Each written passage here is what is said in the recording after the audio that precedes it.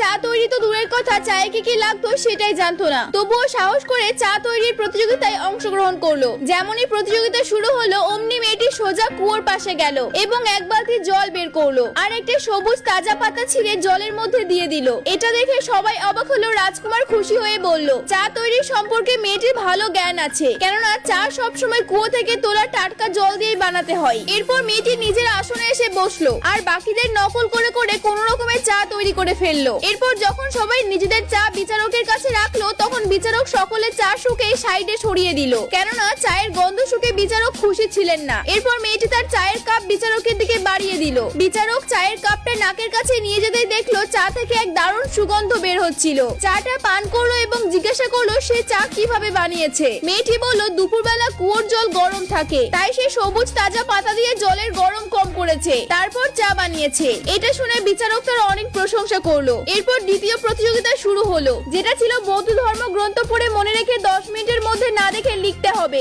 এটা শুনে সবাই ঘাবড়ে গেল। মেয়েটি তো কাঁপতে শুরু করলো, কেননা সে লেখাপড়া জানেই না। যখন বাকি মেয়েরা লিখতে আরম্ভ করলো তখন সে হাতে কলম তুলে নিল আর ধর্মগ্রন্থের অক্ষরের আকার মনে করলো। তারপর এক এক করে কাগজের মধ্যে লিখতে আরম্ভ করলো। অবাক করা বিষয় এটাই ছিল যে সময় শেষ হওয়ার আগে সে পুরো পাঠ লিখে ফেললো। যখন বিচারক দেখলো তখন সকলের লেখাতেই প্রায় ভুল ছিল, কিন্তু একমাত্র মেয়েটির লেখা ছিল যার লেখাতে সবকিছু সঠিক ছিল, একটাও ভুল ছিল না। এটা দেখে বাকি প্রতিযোগীরা রেগে গেল। তারা মেয়েটির উপর নকল করার অভিযোগ করলো এবং বলল এটা মানা হবে না, কেননা সে লিখতেই জানে না। মেয়েটি বলল প্রতিযোগিতার নিয়ম অনুসারে লিখতে পারা না পারার কোনো নিয়ম ছিল না, এমন নিয়ম না থাকায় বিচারকও অমান্য করতে পারলো না। আর এরকম ভাবেই মেয়েটি প্রতিযোগিতায় প্রথম স্থান অধিকার করলো।